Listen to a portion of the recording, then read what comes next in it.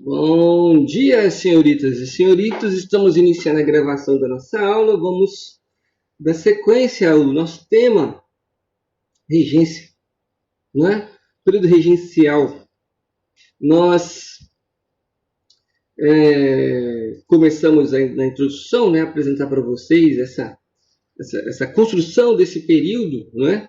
Da abdicação de Dom Pedro I até o momento em que Dom Pedro II vai vir a assumir o trono do Brasil, né? Esse momento em que ficou vago aí, devido à incapacidade de Dom Pedro II em assumir o trono, porque ele era uma criança, não tinha condições disso.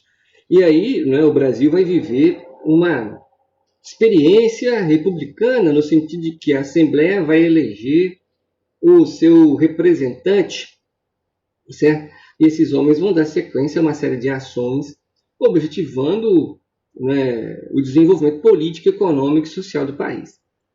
Está aí o primeiro slide que a gente apresentou, fazendo uma referência a como que o povo é usado, né, por essa elite econômica, né? A gente reforçou a ideia de que toda transformação no Brasil, no final, ela mantém as coisas como elas sempre foram, né? As transformações têm o objetivo de garantir privilégios, né?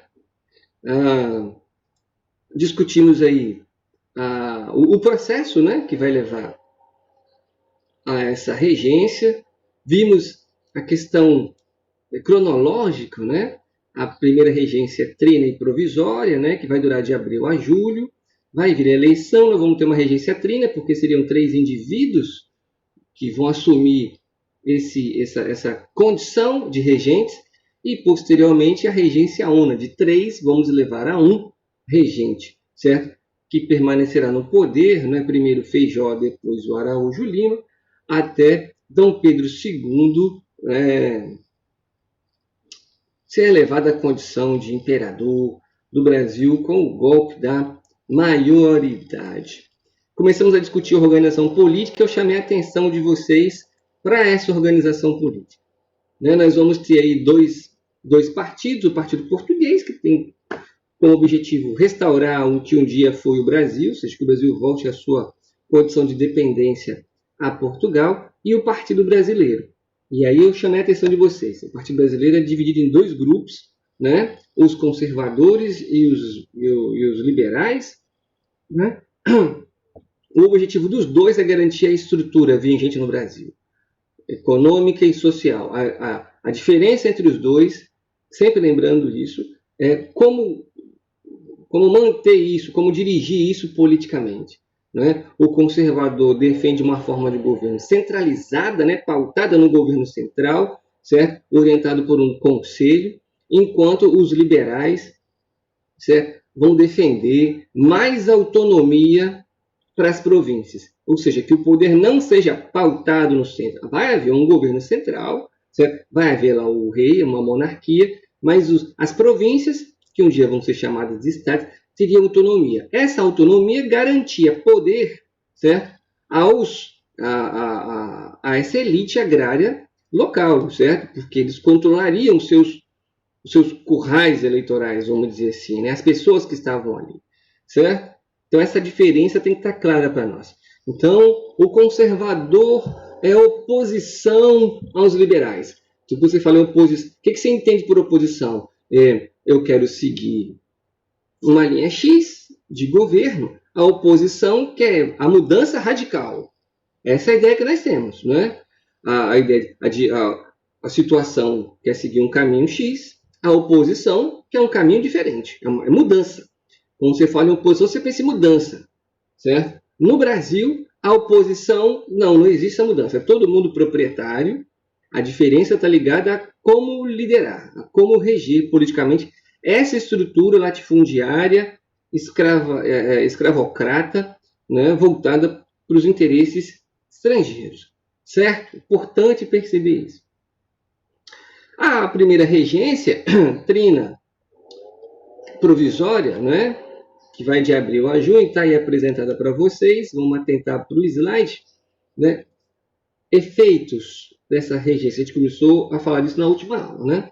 Ela vai readmitir o Ministério Brasileiro, deposto por Dom Pedro, concede anistia, perdão a presos políticos, certo? E esses presos políticos aqui são membros da elite que se opuseram a Dom Pedro II, desculpa, a Dom Pedro I, certo? São líderes políticos, né, dos moderados, aqueles que defendiam, por exemplo, uma constituição que restringia os poderes do imperador, por exemplo. Expulsou os estrangeiros do exército brasileiro, e é importante observar, né, nós estamos produzindo uma substituição de todos aqueles estrangeiros que ocupavam cargos no governo brasileiro, postos importantes no governo brasileiro, por brasileiros, certo? Então, todo mundo que era português, por exemplo, está sendo retirado dos principais cargos do governo brasileiro, certo? Suspendeu durante esse período o poder moderador, que era o que garantia o poder absoluto de Dom Pedro I, proibição de novos impostos, proibição de dissolver a Câmara de Deputados, certo? E a eleição de uma regência permanente, né? Que vai vir a acontecer, certo? Vai perdurar aí de 1831 a 1834. Quem serão aí os eleitos, certo? Dessa regência atenta, certo? Para a regionalidade dos indivíduos, né? Francisco de Lima e Silva e João Braulio Muniz, representante do Norte, e José da Costa Carvalho, representante do Sul. Então você tem aí o país dividido em dois espaços, né, Norte e Sul, como representantes dessas duas áreas. Até porque as decisões que eles vão tomar, né, atingem todo o território nacional. Né? Então você tem aí as regiões representadas pelo poder. Ações de 1831, importante atentar para essas ações, hein? Cria a Guarda Nacional, certo? Atenta para a criação da Guarda Nacional. Padre Diogo Feijó, que vai vir se tornar regente mais à frente, acompanha, certo? Com recrutados entre os eleitores, sendo o comando entregue aos coronéis. Coronel aí não significa que o cara serviu ao exército. Patente vendida ou eleita entre os cidadãos ativos, cidadãos de posse. Então, o cara que tem muita posse, muitas terras, ele vai receber lá a pecha, né, a marca de coronel. Vai ser chamado de coronel. Não porque ele tenha servido ao exército, mas devido ao poder que ele vai ter sobre as pessoas daquela região, certo? Que tipo de poder? Ele manda prender, ele manda soltar, certo? Ele vai estabelecer lembra aquela relação de dependência entre quem tem a propriedade e quem não tem a propriedade? Certo? Quem vai arrumar um emprego na escolinha para a filha da dona Maria, aquela senhorinha humilde que a filha dela aprendeu a ler. Então ele vai arrumar um emprego para a filha daquela senhorinha para dar aula naquele coleginho para as crianças mais pobres. Olha, o coronel fulano é tão bom, arrumou um emprego para minha filha. Nossa, o coronel é tão bom, arrumou um emprego de polícia para o meu filho. Nossa, o coronel é tão bom, arrumou um emprego de caçador de mosquito da dengue hoje, né? E aí você estabelece elos de dependência entre essas pessoas, certo? É ele que vai dar apoio para que o indivíduo X se torne delegado, por exemplo. É ele que vai dar apoio, certo, político para que o indivíduo X se torne juiz. Ou seja, o seu desenvolvimento profissional, a sua ascensão social depende das suas relações com esses indivíduos de poder, o que cria aí uma relação de dependência entre essas pessoas, né? Uma relação de proximidade, certo? E aí quando você, imagina, quando esse homem, proprietário, certo, tem o controle da Guarda Nacional, ou seja, aqueles que vão estabelecer e garantir a ordem, estão ligados ao grande proprietário da região, certo? Quem vai punir, quem vai fiscalizar esse indivíduo? Uma vez que ele controla a polícia, ele controla a justiça. Ele pode fazer o que ele quiser. Percebe? Ele pode fazer o que ele quiser. Essa relação, né, de poder, que nós estamos chamando de coronel, né, nós vamos chamar de coronelismo, mais à frente ela vai ficar mais clara para nós. Certo? A gente começar a discutir república, por exemplo. Beleza? Será a principal força repressora contra as manifestações e defesa dos interesses dos grandes fazendeiros. O exército não inspirava a confiança da elite. O exército, nesse momento, não tem prestígio nenhum. Certo? Então você tem a Guarda Nacional crescendo de forma contrária a esse exército. Né? Certo? O exército está ligado aos interesses do poder central. Certo? E essa Guarda Nacional, né, que tem a função de garantir a segurança, né, de garantir os interesses privados, ela vai estar ligada, certo, mais diretamente a esses indivíduos denominados de coronéis. Isso está claro? Manifestem, por favor. Se manifestem, por favor. A pergunta é como punir esses indivíduos? Como fiscalizar esses indivíduos? Certo? Como fiscalizar esses indivíduos? Certo? Destaque para o padre Diego Feijó. Olha que legal isso, né? Defensor da ordem pública, membro dos moderados, certo? Ele é membro dos moderados, na qual há uma facção que se vê como a Frente Única de Cidadãos Ordeiros em oposição à ação irresponsável dos anarquistas. Quem seriam os anarquistas? Os moderados, certo? É uma ala dos conservadores, certo? É uma ala dos conservadores. Os liberais, está aqui, ó. Quando os exaltados e restauradores são os liberais. São proprietários de terra que defendem mais autonomia para as províncias. Olha o discurso, se não lembro algo do tipo em nome de Deus, família, nação. Vê se não lembra alguma coisa assim. Como esse discurso de cidadão ordeiro contra a ação irresponsável de anarquistas. Bicho, se você parar para olhar 1830, você falar em anarquismo no Brasil, certo? Ele não está fazendo referência aí à doutrina anarquista que desenvolve-se na Europa, né, concomitante com o socialismo que começa a se desenvolver nessa final de primeira metade do século XIX. Ele não está fazendo menção a esse anarquismo político, né? É no sentido do sentido da palavra, de ausência de lei, né? Porque o anarquismo vai defender toda a forma de lei burguesa, né, existente, né? Mas é interessante ele fazer essa menção, né? Frente Única de Cidadãos Ordeiros em oposição à ação irresponsável dos anarquistas. Quem seriam os anarquistas? O grupo político opositor. Qual o grupo político opositor? Os liberais, outros proprietários de terra, né? Que defendem a autonomia das províncias. Interessante isso, como ele se coloca, né? Um padre, ou seja, um homem que fala com Deus, certo? Se colocando como defensor da ordem em pública, certo? É importante perceber esse discurso na política brasileira, como ele se mantém vivo, salvo todas as transformações e mudanças que a gente viveu, né? Nós estamos no século XXI, para algumas pessoas nós estamos no XIX ainda, certo? Mas como esse discurso defensor da ordem, certo? Ainda está presente no nosso vocabulário político. Seguindo aí, né?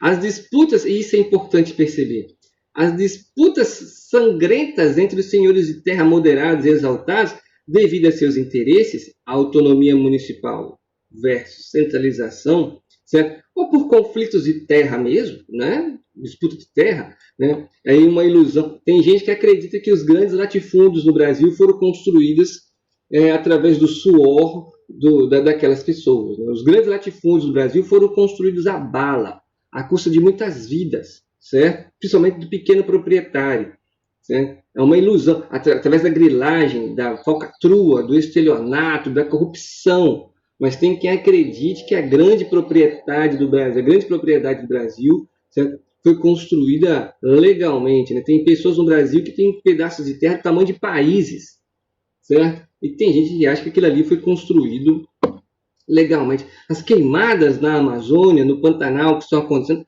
alguém com algum vínculo político vai botar uma cerca ali e vai dizer que é dele, quero ver quem tira, certo? E vai ganhar dinheiro com especulação, certo? Vai lá, bota umas 3 cabeças de gado, fala que é terra fértil, isso é meu, apresenta um documento falsificado e pronto, certo? Mas, né, existe aquela ideia de que reforma agrária, combater... Quem defende isso, na maioria das vezes, não ganha nada com isso, certo? Não ganha nem o discurso, ele ganha às vezes. Então é importante acompanhar esse processo de ocupação das terras brasileiras. Não, vovô conseguiu, parabéns, se eu vou conseguir construir, manda ele escrever um livro, vovô é um cara legal, certo? Nós estamos falando de uma forma geral, a maioria dos latifúndios do Brasil, principalmente no norte, nordeste, centro-oeste, certo? Foram construídos a bala, a sangue, certo? A assassinatos, certo? Estelionato, fraude, falcatrua, corrupção entre o proprietário e o governo. Importante atentar para esse detalhe, certo? E aí o que você vê? Que as disputas sangrentas entre esses indivíduos, né, pela ampliação de suas terras, certo? Ou por disputas políticas, geram guerras sangrentas. Lembra? As guardas nacionais, certo? São compostas por homens ligados a esses indivíduos, certo? Ligados a esses indivíduos. Mata-se, certo? Ao bel prazer, mata-se ao bel prazer, mata-se os rivais, os aliados dos meus oponentes, certo? E ninguém vai preso, certo? Então a violência no campo era muito grande entre esses indivíduos. E é importante você observar que as pessoas que não têm nada, certo? Elas se aliam a esses indivíduos, né? Em busca de alguma coisa. E essa alguma coisa é muito pouco. Mata todo mundo, né? Mata índio, mata negro, mata o pequeno camponês, certo? Mata o pequeno camponês. Existem filmes da década de 80 do cinema nacional, certo? Que são bem legais, né? Infelizmente, às vezes a gente não desenvolve, de repente, vou ver se eu acho no YouTube, né? Que mostram essa relação, né? Tem documentários bem legais, mas eles são muito grandes, né? E vai depender da disposição de vocês em assistir esse vídeo, né? Não é um filme hollywoodiano com tiro ou magia pipocando de um lado para o outro, não é, não é? É o tipo do filme que a maioria vai dizer assim, ai que saco, ai que chato, né? E até às vezes até desanima. Mas eu vou disponibilizar para vocês alguns vídeos para quem tiver interesse assistir, né? Certo? Para quem tiver interesse assistir, eu tenho DVD de alguns, mas eu acho que eu acho é ótimo, né? Eu acredito que eu encontre algum desses vídeos disponíveis no YouTube ou em alguma plataforma. Eu vou ver se eu disponibilizo para vocês. Quem tiver interesse, assiste, certo? É uma forma legal de aprofundamento. Beleza? Então você tem que combater essa disputa, esse conflito que existe entre esses proprietários, certo? Por exemplo, você vai ter indivíduos. Pensa o Brasil no século XIX. Você tem muitas terras devolutas, muitas terras que ninguém ocupa, que são terras que pertencem ao Estado, né? E aí esses indivíduos que não têm nada ou muito pouco, muitos deles, né, ocupam essas propriedades, fazem lá uma cerquinha e desenvolvem uma roça. Retiram dali o seu sustento. Certo? O grande proprietário, ele vai expulsar esse indivíduo dali. Essa terra aqui é minha, ponto, bota cerca. Né? Se esse indivíduo tentar se voltar contra esse grande proprietário, ele é morto, ele vai sofrer todas as formas de violência. Existem N documentos, N registros em relação a isso. Até novelas globais já demonstraram isso. Não sei se se no tempo de vocês teve uma guerra, acho que era Terra Nostra, que tinha uma disputa entre os Mezeng e os Berdinazzi. Né? Bem legal, essa novela que mostra esse conflito entre famílias. No final da novela, sempre o filho de um casa com a filha do outro, todo mundo vive feliz para sempre. Mas o contexto apresenta um pouco esse tipo de característica. A solução, né, para resolver esses conflitos que haviam foi a elaboração do ato adicional, né, uma modificação na Constituição em 1864 que tinha como objetivo conciliar esses grupos antagônicos, né? O que defendia esse ato adicional? Vejamos. Ele substitui a regência trina por uma regência una eletiva, ou seja, a Assembleia vai escolher vai votar num indivíduo, certo? Criação de assembleias provinciais, garantindo uma maior descentralização administrativa. Percebe isso?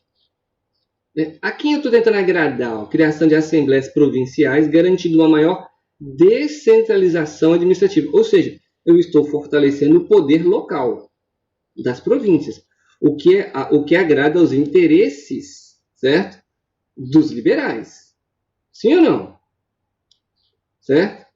Extinção do Conselho de Estado, aquele que assessorava o imperador. Bom, eu não tenho imperador, para que tem o Conselho de Estado? Criação do município neutro do Rio de Janeiro, né, a sede da administração central. Você tem lá o Rio de Janeiro, era a capital do Brasil nesse momento. Bom, está em destaque para vocês no slide. Percebe a ambiguidade do ato? O que seria? Como assim a ambiguidade, né? Bom, ora, ao mesmo tempo que ele concentra os poderes, você vai ter um regente uno, um homem tomando as decisões, né? Um homem onde o poder está concentrado nas mãos dele, ele vai ser eleito, mas você concentra os poderes nas mãos de um homem, ao mesmo tempo, ele amplia os poderes para as províncias. Como assim? Como resolver isso? Percebe a ambiguidade? Tá claro? Ao mesmo tempo que ele concentra os poderes na mão de um, ele demanda mais poderes para as províncias, né? Isso é uma contradição do ato. Isso, em tese, vai agradar os dois grupos. Vamos ver a consequência disso, né? Em tese, isso agrada os dois grupos. Qual vai ser a consequência disso? Vamos ver que vai haver uma treta aí mais à frente, né? Quem foi eleito o primeiro regente? O primeiro regente vai ser aquele protetor, né, da ordem, aquele indivíduo que vai enfrentar, né, os anarquistas que ameaçam a ordem nacional, né, o Diogo Feijó. Olha que beleza, um liberal autoritário, né, um liberal autoritário. Interessante. Como assim, né, um liberal autoritário? O discurso é liberal, mas a prática não, né? Lembra? Ele concentra todos os poderes em torno dele. Certo? É interessante perceber, né? Vai ser uma experiência republicana? Sim, porque ele vai ser eleito. Certo? Ele vai ser eleito. Certo? Com um discurso liberal, mas centralizado os poderes em suas mãos. Certo? É importante observar que nesse momento vão começar a eclodir no Brasil uma série de revoltas, certo? Uma série de movimentos. A Sabinada, a Balaiada, né? a Farroupilha, a Revolta dos Malês, uma série de movimentos, muitos deles de caráter separatista do Brasil, né? Separar determinadas regiões do Brasil e implementação de repúblicas. E esse período regencial vai enfrentar essa série de revoltas. Certo? E esses regentes não conseguirão pôr fim a todas essas revoltas. Certo? Não conseguirão pôr fim a essas revoltas. Nós vamos ver essas revoltas mais à frente. Ocorre um realinhamento político, né? O Partido Liberal, vê que os nomes estão mudando, assim, né? O Partido Liberal, de caráter progressista, composto por proprietários de terras e setores urbanos, defende a manutenção da autonomia provincial, ou seja, descentralização política, e o Partido Conservador Regressista, composto por proprietários rurais, grandes comerciantes, magistrados, homens da justiça, juízes, burocratas, altos funcionários do governo, certo? Esses defendem a centralização. Certo? Então, observa que o alinhamento político está diretamente ligado a interesses. Certo? A interesses. Certo? Grandes comerciantes, magistrados, burocratas defendem a centralização. Certo? Nós temos visto aí, por exemplo, atualmente o governo defendendo, o governo atual batendo, né, no funcionalismo público, né, que você tem que acabar com os privilégios do funcionário público, porque é inadmissível no momento de pandemia, certo? Enquanto o trabalhador da empresa privada passando por dificuldades, certo? O funcionário público tem o seu salário garantido e blá, blá, blá, blá, blá, blá, blá, blá, blá, né? O objetivo é acabar com a estabilidade do funcionário público. Aí você para pensar, né? A perda dos direitos do funcionalismo público. O judiciário não teve os seus direitos garantidos, o legislativo teve os seus direitos garantidos, as forças armadas tiveram os seus direitos garantidos, o alto escalão do executivo teve os seus direitos garantidos. Quem é que está sendo prejudicado aí, né? O baixo escalão. Você não vê o baixo escalão aqui, né? Quando você olha, por exemplo, está fazendo a discussão para hoje, né? Quando você olha, por exemplo, o funcionalismo público, o Estado não funciona. Quando você olha para a educação, qual o problema da educação? Além da estrutura, falta efetivo. Quando você fala da saúde pública, além da estrutura, o que falta? Falta efetivo, não tem médico, não tem enfermeiro. Quando você olha para a segurança pública, o que falta? Além da estrutura, falta efetivo, não tem polícia suficiente, nem na militar, nem na civil. Onde é que está o problema desse funcionário público, esse baixo escalão? Qual o prejuízo que ele está dando? Né? Então, é importante observar isso, fazer perguntas a quem interessa. Certo? E você vê essa relação política aqui no Brasil no século XIX, bem ligada a interesse. Observa proprietários de terra dos dois lados. Certo? Quem tiver no poder é situação, quem tiver fora vai ser oposição. Certo? Mas é uma oposição que defende a manutenção da estrutura. A diferença está no dirigismo político. Como que vai ser? Com mais autonomia ou com menos autonomia? Importante isso. Está aqui chamando a atenção, né? Observe que os interesses são um pouco divergentes entre a elite brasileira. Há um debate entre o tipo de organização política, mas a mudança na estrutura econômica e social, nesse momento, não é proposta de forma efetiva. Ou seja, ninguém aqui está discutindo ou defendendo o fim da escravidão. Ninguém aqui está defendendo, por exemplo, reforma agrária. Ninguém. Ninguém aqui está falando de uma produção econômica autônoma que garante ao Brasil uma independência econômica, que se livre dessa dependência à Inglaterra. Não tem ninguém discutindo isso aqui. Certo? Isso está claro? Incapaz de conter as rebeliões que se alaçam pelo território, Cabanagem no Pará e Farroupilha no Sul, em 1836, o parlamento eleito é, em sua maioria, opositor a Feijó e o responsabiliza pelas rebeliões. Feijó renuncia em 1837. Um novo indivíduo é eleito, né, o Araújo Lima. Olha que beleza, né? O discurso do Araújo Lima. O regresso à ordem. Regresso à ordem. É tipo assim, né, o Brasil vai voltar a ser como era 50 anos atrás. Né? Alguém já disse isso uma vez. Né? Que vai ficar no poder de 1837 a 1840. Regressa à ordem. O que significa esse regresso à ordem? Né? Onde é que estava a desordem? Certo? Era representante dos conservadores, o Feijó era um moderado, certo? Anula todas as reformas de caráter liberal. Forma um novo ministério, o Ministério das Capacidades, e enfrenta mais duas revoltas, ou seja, nós falamos aqui da Cabanagem no Pará e na Farroupilha, surgem mais duas, a Sabinada e a Balaiada. Essas revoltas estão ligadas a essas transformações propostas pelo Araújo Lima. Em 1840, e isso é importante você observar, ele decreta a lei interpretativa do ato adicional. Como assim interpretativa do ato adicional? É um ato ambíguo, lembra? Ao mesmo tempo que ele centraliza o poder e dá mais autonomia às províncias. Como assim? O poder é centralizado ou as províncias têm autonomia? Como liderar? Como governar? O que eu sigo? A província vai fazer o que eu mando, porque o poder é centralizado no regente, ou a província tem autonomia para fazer o que ela quiser? Então cria-se aí essa lei interpretativa. Né? Foi uma nova reforma da Constituição que modificava o ato adicional de 1824. Observa o que ela chama a atenção. Essa lei busca centralizar como forma de enfrentar os levantes provinciais que ameaçavam a ordem estabelecida, limitando os poderes das assembleias legislativas provinciais. Porque muitas dessas revoltas vão acontecer incitadas por proprietários locais. Os proprietários locais, então, vão incitar uma série de revoltas e revoluções com a proposta de produzir as independências de determinadas regiões, separar-se do Brasil, produzir uma república, e nessa república, essa elite assumiria o controle regional. Certo? Qual o problema que a gente descobre estudando essas revoltas? Muitas delas se radicalizam, né? Setores populares ganham força, avançam em suas manifestações, pondo em risco a estrutura defendida por essa elite, certo? Né? Por exemplo, o fim da escravidão. No momento que esses grupos se radicalizam, né, que os grupos populares se radicalizam e reivindicam transformações estruturais, essas elites que no primeiro momento incitam o povo à revolta, o que elas fazem? Elas se afastam do movimento. E ao se afastarem do movimento, o que elas produzem? Elas abrem espaço para repressão violenta por parte do Estado.